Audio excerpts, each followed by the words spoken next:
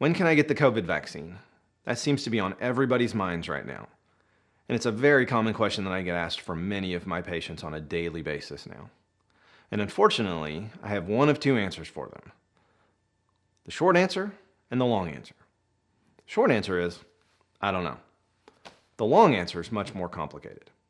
Hi, I'm Dr. Lewis Grin, board-certified family medicine physician. Stick around for the rest of this video and I'll go through my thoughts on the long answer to that question.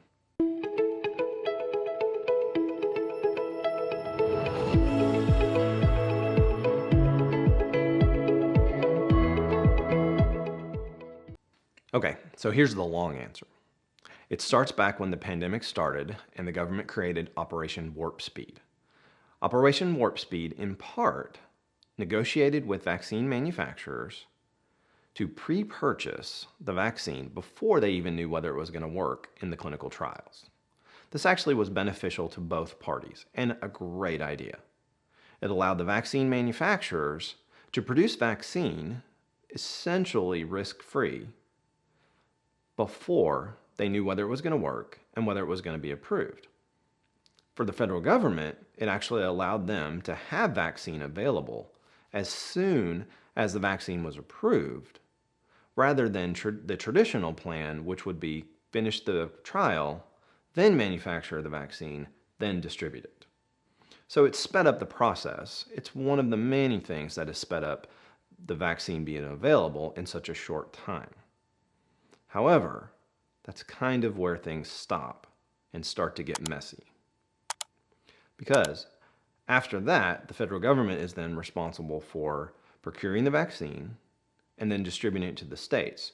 Currently, I'm told they're simply distributing it based on population percentage.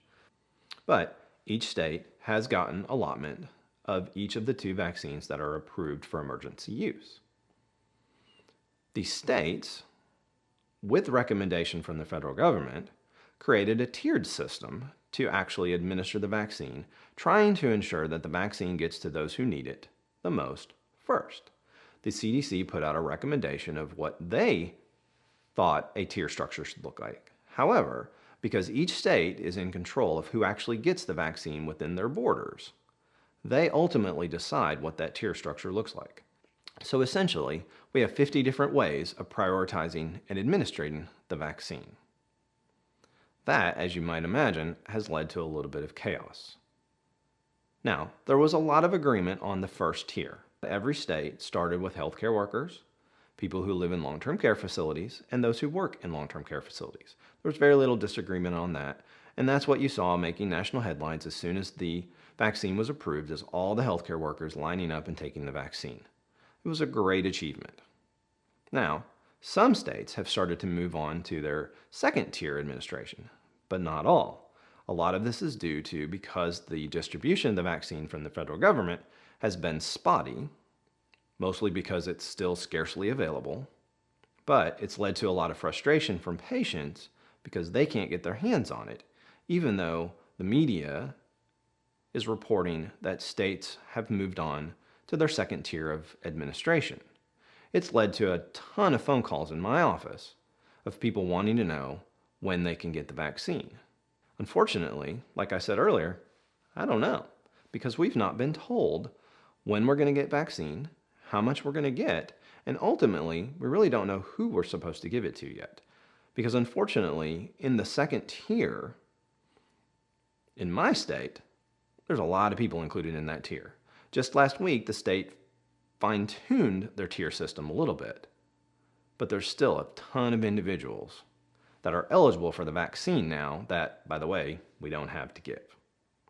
To complicate things even more, we have a change in the federal administration coming this week, and they've promised, because of the slow rollout, to come in and shake things up again. Now, I'm not sure if this is going to make things any better. I'm not sure if it's going to make it worse. But unfortunately, I don't think it's going to change my answer of, I don't know when you can get the vaccine. I'm hoping that they straighten it out. I'm hoping that we have a much more coordinated effort. But I don't think that we should just go all out and just start giving the vaccine to anybody who shows up at a mass vaccination site and wants it. There has to continue to be a structured prioritization to make sure that we give the vaccine to the most vulnerable first. Because unfortunately, those are the people who are getting sick, ending up in the hospital, and ultimately dying from this terrible disease. In order to cut back on our healthcare utilization and start to see some semblance of normality, we have to protect those individuals first. And most healthcare workers agree on this. Even the government officials agree on this. We're just short on action right now. And I'm hoping that that changes in the near future. Because if it doesn't, we're just going to keep spinning our wheels like we have for the last 12 months. And as any of you know who have followed my channel, I'm very much pro-vaccine because I think it's the one thing beyond the public health measures that we're currently undertaking that will help us get out of this pandemic. We know it works. We know it's safe. We just have to be able to get it to the individuals who want it. Not everybody's going to want it. I understand that.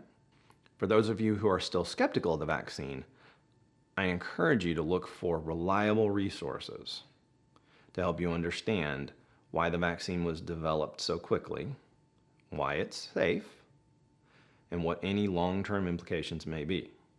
If you still ultimately choose not to get the vaccine, that's fine. It's your choice. I just hope you do it based on good information and not conspiracy theory.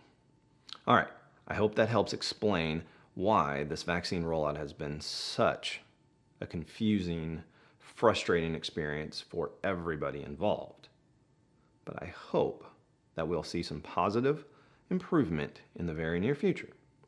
I'm encouraging everybody to keep an eye out on your local media, the Facebook, Twitter, or websites of your local health departments, healthcare systems, or even your own personal physician, because that's going to be the best way to get reliable information of when the vaccine might be available, when you might be approved to get it, and how to get it. But try not to inundate your doctor's offices with phone calls.